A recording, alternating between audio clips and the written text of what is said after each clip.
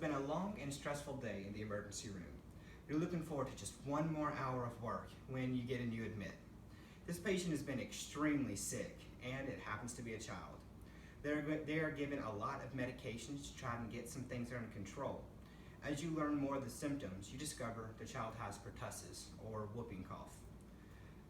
As you delve more into the background of the child, you learn that the parents have never had the child vaccinated. Therein lies the problem of why the child is sick in the first place. According to the CDC website, many diseases that were eradicated years ago are starting to make a comeback. They are causing sickness and death when this easily could have been avoided. All it takes is a simple act of vaccination. This could happen to anyone, especially unvaccinated children.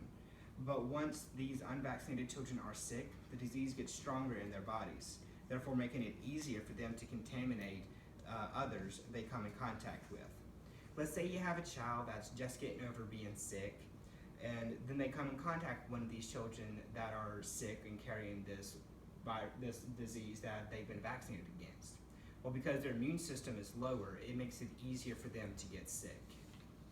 Today I'll discuss the effects of not having your children vaccinated, diseases that are back on the rise, and the vaccine causes autism fallacy. The first thing I'd like to discuss is the need for vaccines. We need to get our children vaccinated and stay up to date with vaccines throughout our children's lives. Most of the diseases were on the way of being eradicated when in 2000, the anti-vaccination movement began. During my research, an article written by M.V. Fadke showed that there have been 970 measles cases that had vaccination details. Of these cases, 574 cases were of unvaccinated children. 405 of the unvaccinated cases had non-medical exemptions. A non-medical exemption means that they had an exemption based off of religious or philosophical reasons, and they do not have a medical contraindication as to why they can't be vaccinated. The contraindication means that they have a medical reason, an allergy or something to the vaccine that could cause them sick or possibly kill them. While researching this, I found a site that also allows parents to do an online module called a vaccine education module that allows people to watch an online video. Once they watch this, they can claim to be educated about vaccines, and they can print off a certificate at the end of the module, and they can use that as their non-medical exemption to not have to get their vaccines. This also allows them to go to a public school without the vaccines. According to A.R. Hinman's chart that I found in my research, there is a trend of more illnesses after 1999. The infection rates of some vaccine-preventable diseases started to rise again. This means we are putting our children and other people's children at risk for diseases that can be prevented by simple means of vaccinations. The rise of these diseases can sometimes cause epidemics. According to Fadke, there were 32 reports of measles outbreaks in 9 years, which included over 10,609 individuals, of which 25 to 45% of the reported illnesses were of people who were unvaccinated, where some were older and they were shown that they had been vaccinated, but the vaccinations were waning. It seems these older people were vaccinated, but as they aged, the vaccines weakened. So in retrospect, their older bodies had trouble fighting off these diseases that could have been prevented just from the children being vaccinated. The rest of the people who were getting sick were actually vaccinated people who were exposed due to the unvaccinated children. This is why state-mandated vaccines are strictly enforced.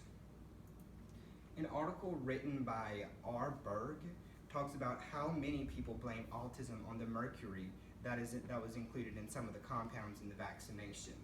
This was debunked because the compound, the thimerosal, was removed from most of the vaccines in 1999, and all of the lot numbers that had the thimerosal in the vaccine expired by 2003.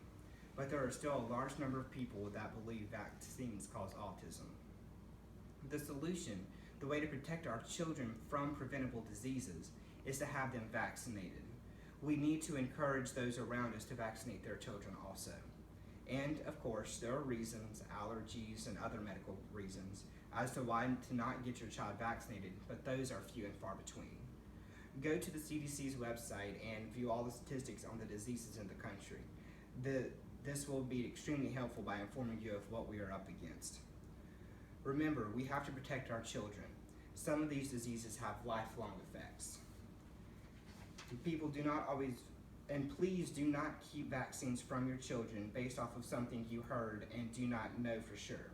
Always, always do your research. Find the answers for yourself and keep an open mind. Vaccinations help keep your children healthy and helps them to have a healthy life, and also protects the children around them. Without vaccinations, your child could catch a disease and spread it to other children and adults in the area, and the disease could have detrimental effects on the quality and longevity of their lives. In closing, I would like to remind you that vaccines help protect children from some communicable diseases, and it keeps them from having the detrimental side effects of the diseases. I hope you consider all I've said when the time comes to make the decision to either vaccinate or not to vaccinate your child. Take the time to research all the aspects of vaccinations and use this to make an informed decision.